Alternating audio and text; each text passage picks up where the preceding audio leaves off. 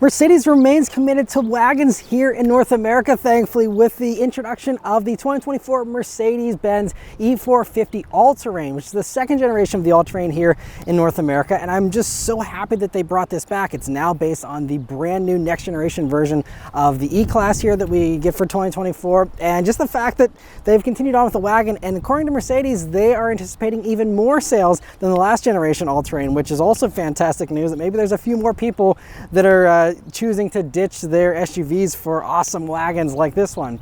And so in this video, I'm going to be covering the exterior, the interior, taking it for a drive and see what it's like to drive out on the road, as well as talking about the fuel economy you can expect and the pricing and how it compares to its very few competitors. So as far as the styling here for the new All-Terrain, well, it's about 1.1 inches wider than the last generation. It's also almost an inch longer on an almost 1 inch longer wheelbase as well. So a little bit more poise, a little bit better handling most likely, and the extra width there makes it even a little bit more impressive looking, and hopefully a little better handling as well.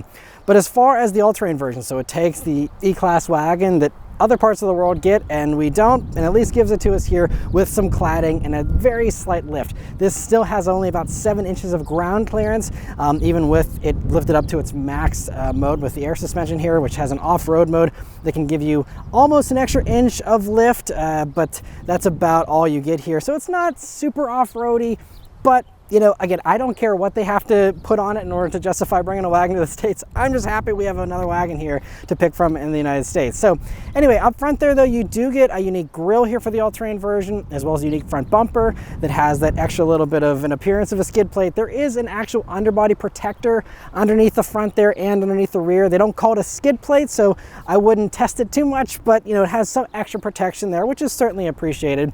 You also even have like an off-road mode for the headlights where it can focus on things that are closer to you, like rocks, and can do better leveling whenever you're on rough, bumpy surfaces. And so they actually really thought this through. It even has like the 360 camera, which has a view under the hood thanks to an underbody camera as well to give you a better view of what you're traveling over top of and stuff. And actually a pretty earnest approach to doing a light off-roader here with this, in my opinion. But then coming down to the sides here, you have some unique wheels and of course the cladding here around the sides. And I do actually like that it's just this matte black plastic here so that it's a little more rugged, hopefully, and I think it actually looks pretty nice here, especially with this Alpine gray paint we have on this one. And then going out to the back, of course, you have the wonderful wagon silhouette incorporated with the very attractive rear taillights we have on these new E-Classes, with the little Mercedes star kind of shapes there for the taillights.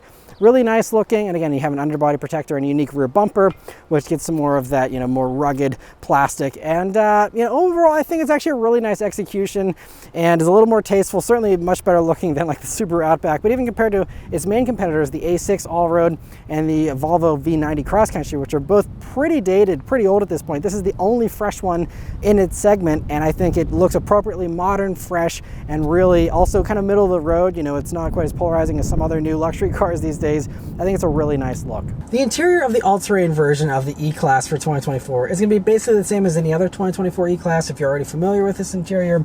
Nothing really new or unique here outside of a sub-menu for your off-road mode, which has, various different readouts and settings you can tweak and all that.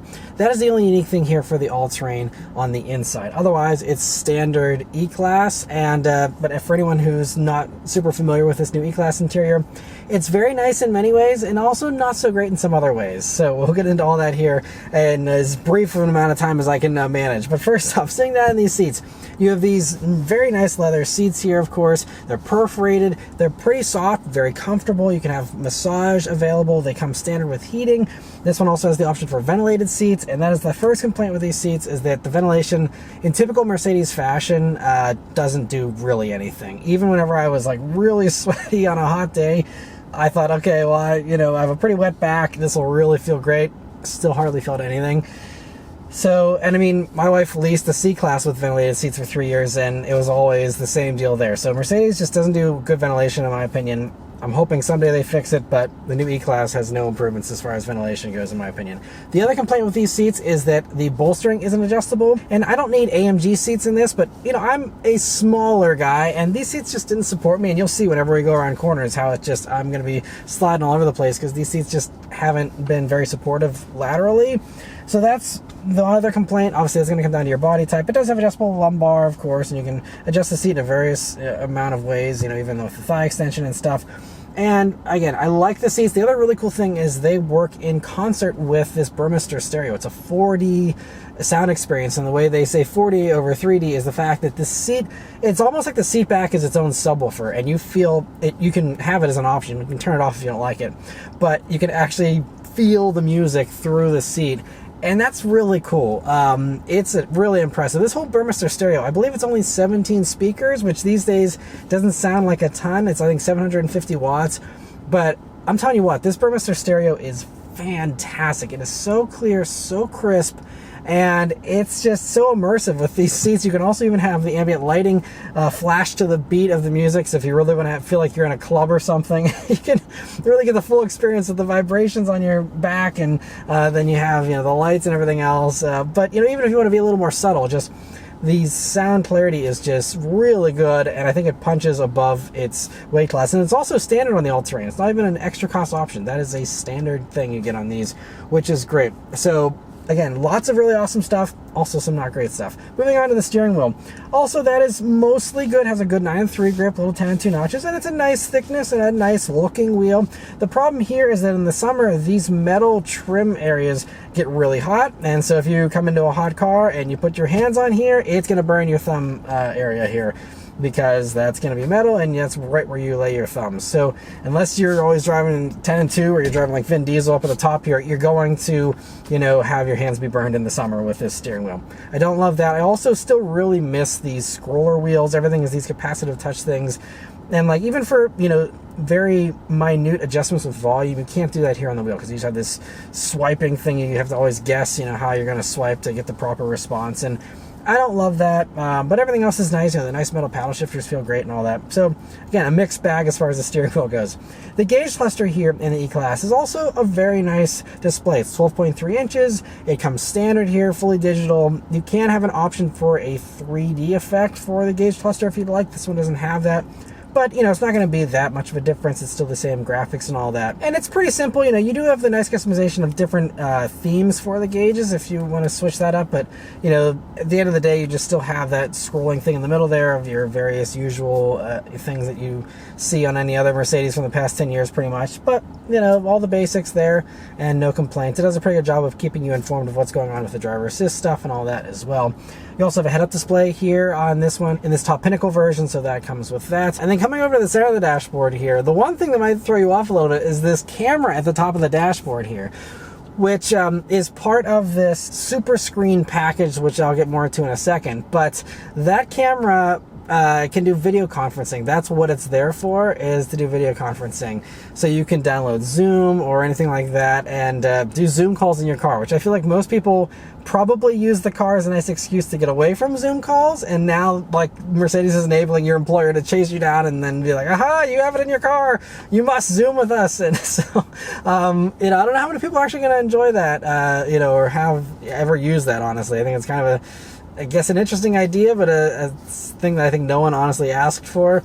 But anyway, moving down to this super screen setup.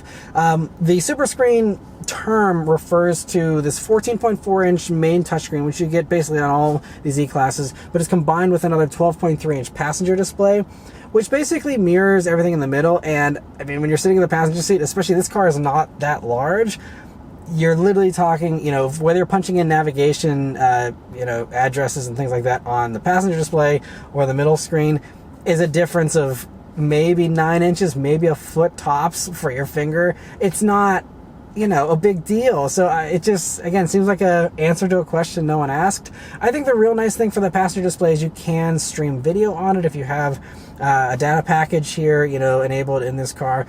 And, you know, like this has YouTube built in, so you can watch YouTube videos, and that also does have like an active shutter thing so that the driver, whenever a video is playing, can't see over there. So, you know, that is the only nice thing. If you're on long road trips, I guess looking at that, you know, and having that versus your iPad in your lap or whatever is, I guess, a nice touch there. The other downside, though, with this passenger display is that this whole area, since it's this giant piece of glass, if you didn't get the super screen thing, that would just be nice beautiful wood that's open pore and stuff, but with this, you have that whole side is shiny. And my wife was driving in this, and we were on a little bit of a highway drive this weekend, and she's like, man, the sun is just glaring off of that, and she was literally having to cover the dashboard to have it not be like blaring in her eyes. So I would skip the passenger display, because I mean the main center screen here is fantastic. Again, it's 14.4 inches. It's really high resolution, does everything pretty well, although I actually didn't have any issues with this screen until I started filming this interior B-roll, and then you can see that it was freezing up with Apple CarPlay. It was glitching out, and had a few different things. I had to key cycle the car, get out, get back in, and kind of trick it into doing a reset there. And even still, it's not perfect. So I think some of that might just be CarPlay connection stuff that might be a problematic thing here for this vehicle. Hopefully that's something they can, work out the bugs with a software update, but isn't 100% here in my experience at least. The other quirks here, for example, you have auto climate control, but you still have to control the fan speed. This is something that BMW also recently enabled. I'm not sure why either company thinks this is a good idea, that it's auto, but it's not really fully auto, because again, you still have to sit there and play around with how much you want the fans going, which is something that didn't need to be messed with.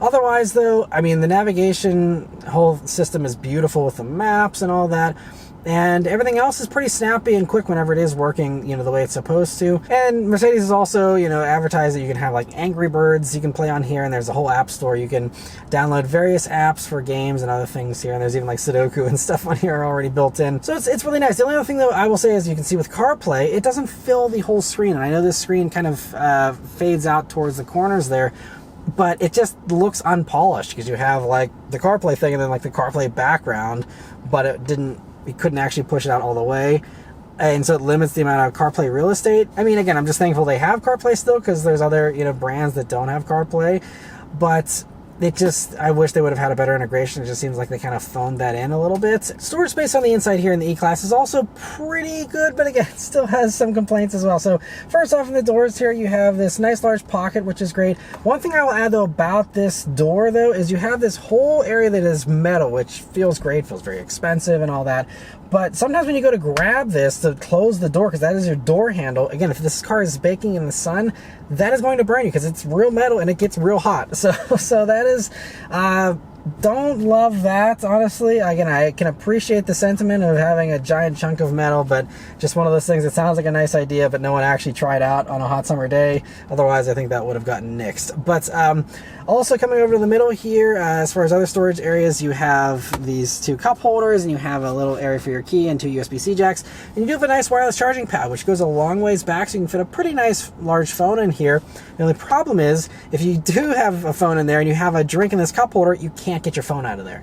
So you gotta, pull your cup out and then go in and grab your phone. So again, just not very well executed. I would have liked to have seen, this hardwood on the top here, maybe open up and have that be a lid or something, instead of this sliding mechanism, which takes up a bunch of space. It's a nice idea, but again, I think that in practice it doesn't work very well. I also really like this open pore wood. It is beautiful, and I like the metal and the ambient lighting here and the stitching, and all these materials. This one has a leather package for the leather dash and all that. That is really nice, but down by your knees here, it's hard, where it's like supposed to be soft leather. It's really hard and sounds plasticky. And then you have, again, the wood and the metal and the lights here, and so it's not comfortable to rest your knee on. And again, we're talking about a vehicle, this one as tested is almost $90,000. Like, to me, I'm expecting padded knee areas and everything feeling plush. This doesn't feel very plush. It looks plush, it looks nice, but again, it doesn't actually feel very nice whenever you're doing things like most people do, like on a long highway drive, resting your knee on the center here. Other things though, moving on, you have this storage bin that opens in the middle here, and you will see a decent sized cubby there with two more USB-C jacks. And so, I mean, an average amount of storage space, but, I'd say it's not the greatest amount in the middle here, but, again, it's fine. And anyway, let's move on to the back seat. So the back seat here in the E-Class also, to me, was a little bit of a disappointment, considering the wheelbase got almost an inch longer. This back seat is kind of tight. Honestly, like, it feels pretty close to a C-Class, and maybe I'm imagining things, but my last experience driving the last generation E-Class sedan had a lot more space. I'm not sure if this Wagon version gives up some rear seat legroom in order to make more cargo space or what, but this back seat is not big. And we had a toddler seat installed here, forward-facing car seat with our toddler in there, and with her having enough legroom that she needed, my wife had her knees almost right up against the dash. You can even see me being 5'9", sitting in her seating position here. You know, especially if you put your knee down to the side where this kind of tapers down, it's like actually crunching your knee there. And I was kind of disappointed. I was hoping this would be a lot more spacious than it is. But, you know, as a result, it kind of limits the appeal for this as a family vehicle because it's just not a huge back seat. And so, but otherwise, you know, again, me being 5'9", sitting behind myself here as just a regular driver, you know, I do have several inches of legroom to spare, so it's really only with car seats where you're going to have an issue, I think.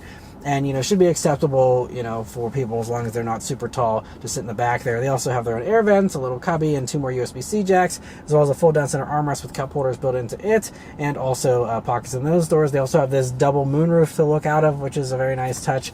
And so, you know, pretty nice back seat, again, as long as you don't have any car seats back there.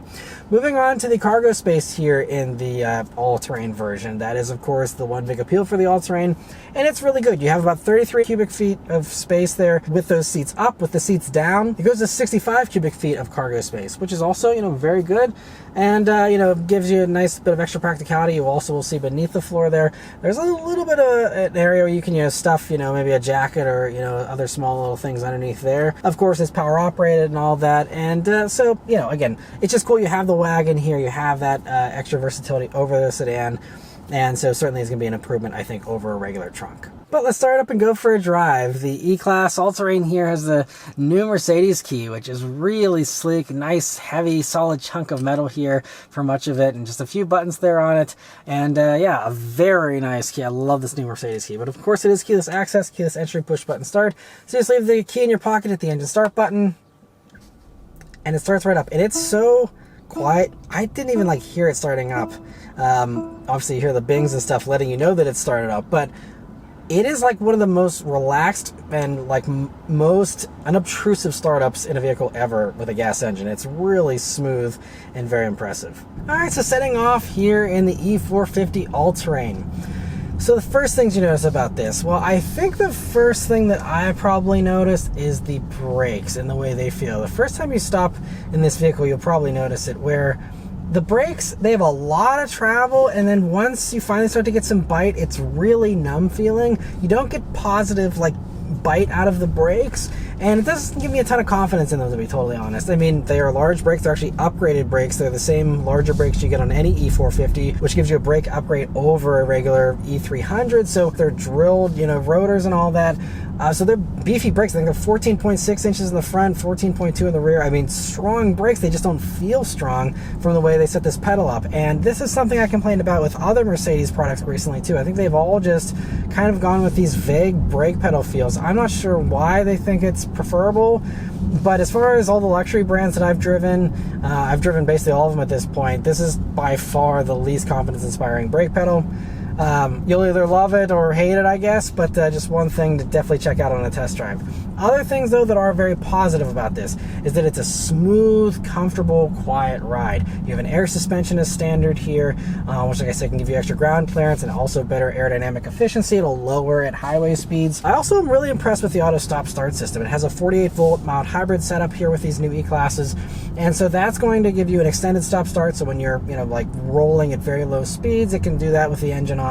Of course, kicks it off whenever you're stopped, and it's really, again, so smooth with how smooth this engine is whenever it starts up and restarts. It's so good that you know, you never really notice it really doing it unless you're looking for it and paying attention to it. It's really pretty well done, except for the fact there is sometimes an occasional delay. So even though it's smooth to kick on, sometimes it's not the fastest to kick on.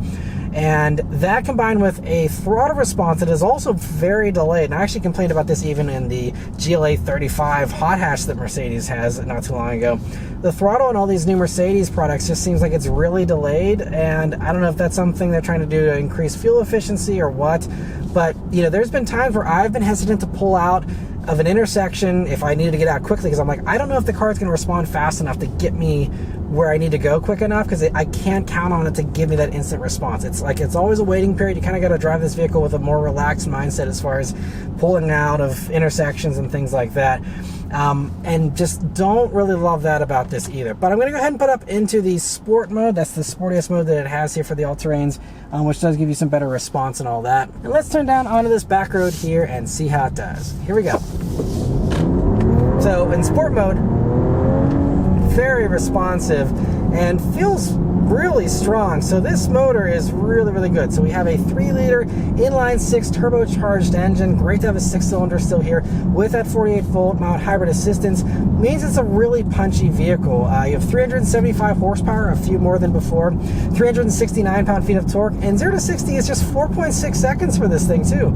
So all very well done, very, very impressive. It runs through a 9-speed automatic, the same 9-speed Mercedes has used forever really, and through the 4MATIC all-wheel drive system, of course, you can standard here on the all-terrain versions. And so yeah, it's plenty of punch, really feels strong. I also wouldn't mind an E300 all-terrain. It'd be nice to see for people who don't need this much power, but I'm certainly not complaining because, you know, this 6-cylinder is so buttery smooth and just feels so good to use that you know, it's just a really nice motor to have here with the all-terrain. But pretty quick to kick down and give me a response. And again, it's so unfussy with the way that it gives you the extra power. And also that 48-volt system, even though it doesn't contribute any peak power, it does give you a couple dozen horsepower in the mid-range and gives you quicker response off the line, and you know, with passing and things like that. Kind of fills in the gaps from where the engine and the transmission might, you know, give you a slight delay. The electric motors try and help you out there a little bit, but not enough, because again, I still think there's a slight throttle delay every once in a while in these. But yeah, other than that, I mean, it's a really nice driving experience. I've put almost 200 miles on this vehicle over the course of this week already, and it's been a really nice thing to live with. So smooth, again, so comfortable and quiet, and combined with this awesome stereo, the awesome comfort of this vehicle, it is really luxurious and very nice if you can get over, you know, the brake and throttle inputs and the way that's set up. Otherwise, you know, steering feels nice and light, exactly what you want in a vehicle like this, and all feels really good. And these adaptive dampers too, and combined with the air suspension, you know, gives you a smooth ride. But then, you know, in sport mode here, it is a tiny bit firmer now. And coming from corners here that I always take, let's just briefly sample the handling. Again, no one's buying this to, you know, carve up a back road, but we will try it anyway.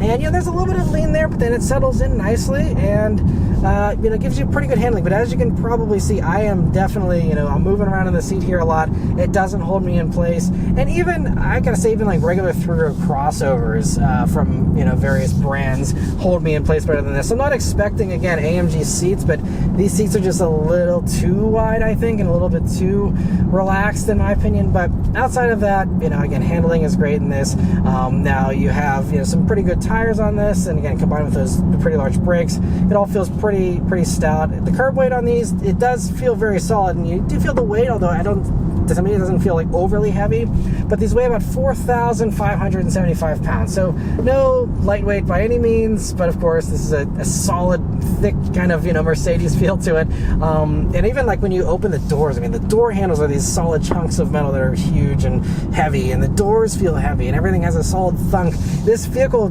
definitely feels very solid, and I would argue a little more solid than its competitors in the luxury space. And so, you know, that's what you're paying for here. So by extension, that means you're going to probably have a little bit of a weightier vehicle, but I think a lot of people, you know, don't have a problem with that, especially in a luxury vehicle like this. Other things as far as weight ratings goes, these can tow 4,600 pounds too, thanks to this, you know, strong 6-cylinder engine, and so a pretty good amount of towing. That is more than like what the Volvo offers and even the Audi offers.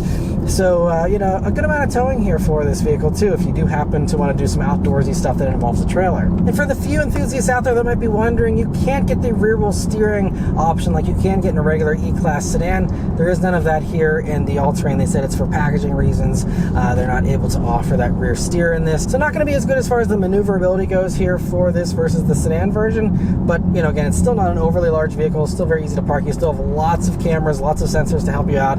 So it is a very easy vehicle to drive and maneuver. You know, you have great visibility forward here. The A-pillar is a little thick, and in certain intersections it has kind of gotten in the way a little bit because the mirrors are pretty high up and on the A-pillar there as well. So I don't love that, but it hasn't been super bad, so I'm not going to complain too much. And again, you have all these cameras to help you out with everything. And this one also has the active driving assist package, which gives you more of the active assistance. All of the kind of more static stuff is standard, but a lot of the active stuff, as far as, you know, it doing automatic swerving if you're going into another lane whenever there's someone in your blind spot, things like that, those types of things, you know, are going to be an extra cost option still. And I'll get more into the safety tech in a second. But one thing, as far as the maneuverability, it does have auto parking, and as a result of that auto parking feature, it has this thing, and I don't know if there's a way to turn it off, but I couldn't find a way at first glance here to turn it off, where the rear camera pops out every single time you come to a stop, because it's like always looking for a parking space in case you're like, oh, please help me park immediately. It's like always, you know, got those cameras going. And so it means that, I mean, in this vehicle, it's quiet enough and insulated enough, you don't hear it as much, but every once in a while, if it's quiet enough, you can hear that rear camera popping out over and over again. I don't think that's going to be great for durability long term either. That's, I feel like, a part that's guaranteed to break if you have your rear camera popping out, you know, 10 times on a drive or more, you know, so don't love that. And thankfully, again, it is quiet enough here, but in other Mercedes, like the GLA I had not too long ago, there wasn't enough sound deadening where I would hear that motor going and popping out that camera every single time I, you know, was stopping. So didn't love that. Don't love that here in this either. Again, another strange Mercedes choice. I don't know why they've decided to implement that across the whole range, but that's the way they're playing that thing. But as we're merging onto the highway here, again, you have so much power, and it's so buttery smooth with this wave of torque. This 6-cylinder is just fantastic, this inline 6. I mean, like Audi has a V6, which is also nice to see another 6-cylinder since the Volvo is a 4-cylinder, but man, this inline 6, the inline 6 thing in particular, really gives this a buttery smoothness that the others can't match, in my opinion. And it just feels so good to put miles on this thing, and anytime you got to dip into that power, it's very effortless and feels very good. I'm going to go ahead and put it back, though, into the normal drive mode here, the comfort mode. And in comfort mode here, whenever you're at speeds up to 75 miles per hour or higher, it does lower the suspension down 0.6 of an inch in order to give you better aerodynamic efficiency and slightly better fuel economy, I guess is the hope there. And another cool little thing to try and optimize this with the tech that it has. And so out on the highway here, though, we will go ahead and turn on the adaptive cruise control system, which, by the way, the Distronic is still an extra cost option. Mercedes still charges you for that, and it's doing automated lane changes for me. That is one thing that's part of this active driving assist feature in this package, and it's fine. The problem with it, though, is that it does lane changes sometimes when I don't want it to. Like, I wasn't actually looking for a lane change there. I'm not even sure. I guess there's some slower cars here that it's just wanting me to pass here based on my desired speed.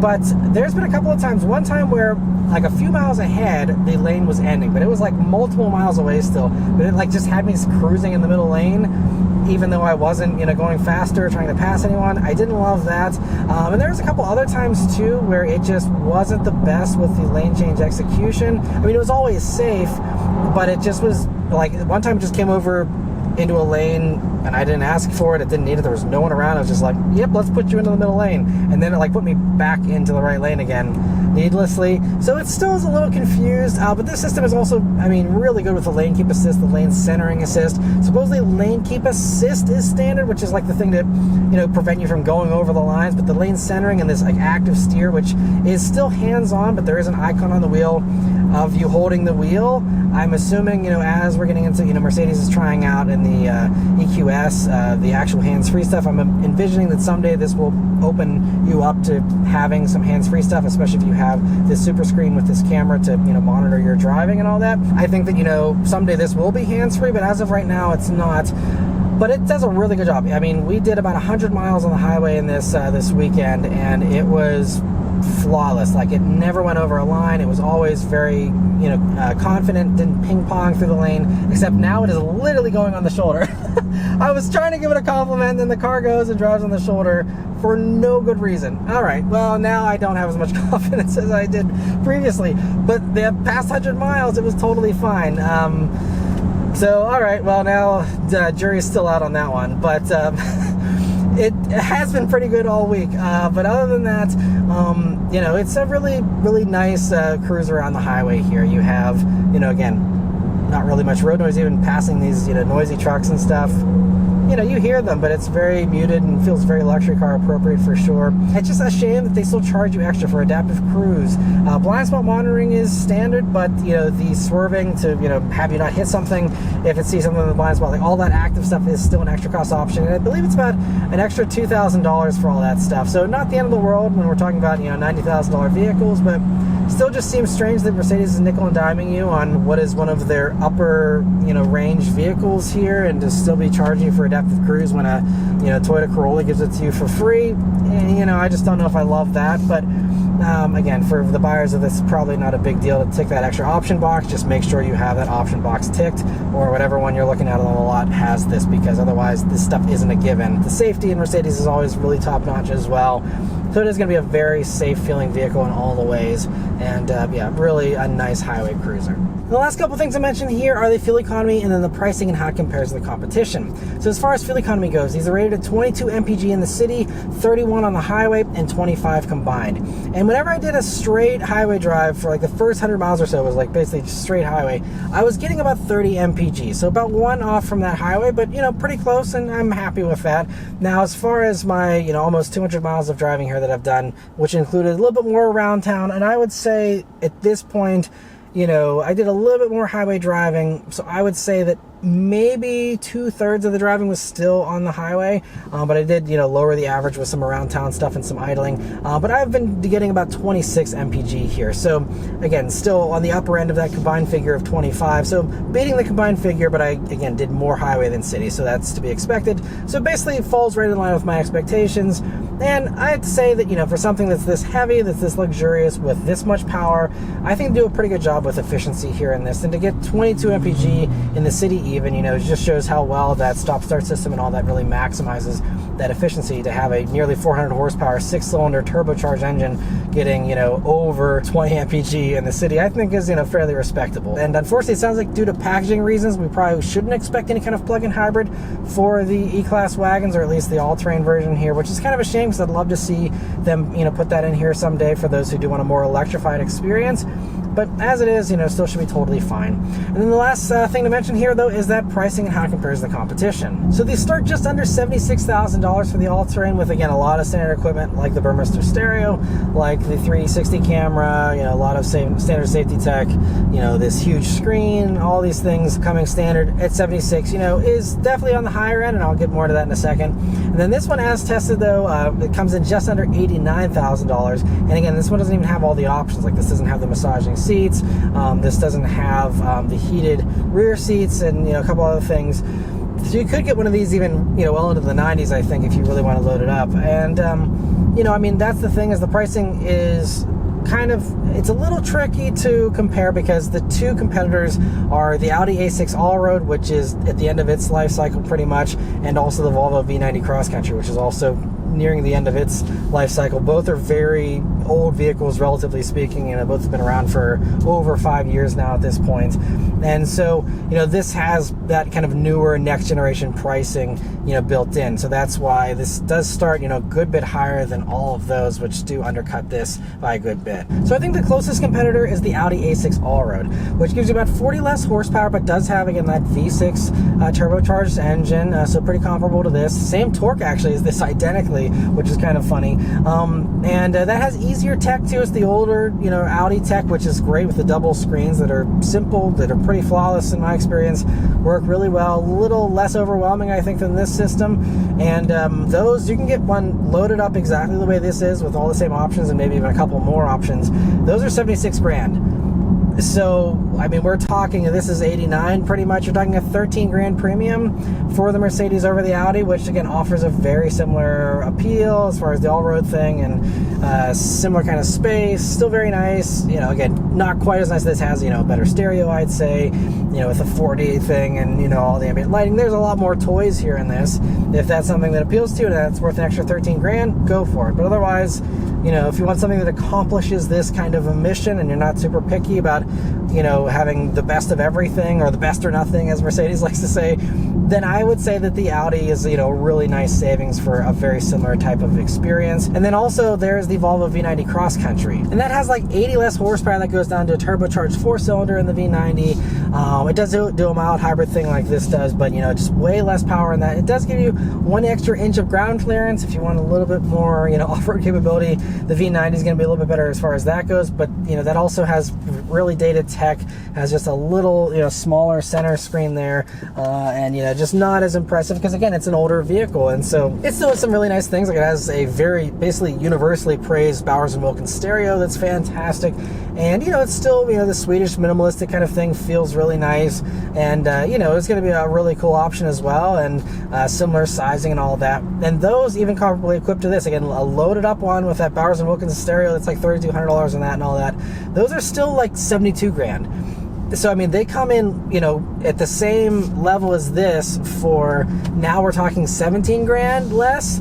I mean, that's a lot of change, you know. So I mean, even when you're talking about stuff that's 90 grand, I mean, 17 grand difference could move the needle for some people. So that's why I bring those two up. Again, both of them are an older, you know, vehicle, not super fresh, but that also means there's a potential for more discounts compared to this as well, so that, you know, difference in price could even be widened even more potentially.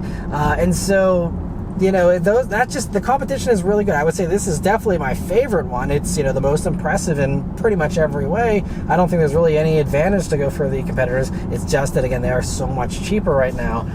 So it really comes down to, again, how much you care about the money. If you don't care about the money, by all means go for this. I think I remember the last generation E-Class, there was some data that suggested that E-Class wagon buyers are some of the wealthiest Mercedes clients out there, that are like, more of them pay cash for their vehicle than any other Mercedes buyer or something. So there's, you know, if you're someone who's in that kind of a, you know, situation, you don't care, and you just love the fact there's a Mercedes wagon here that's brand new for this new generation, that's got all the impressive tech, all the impressive bells and whistles.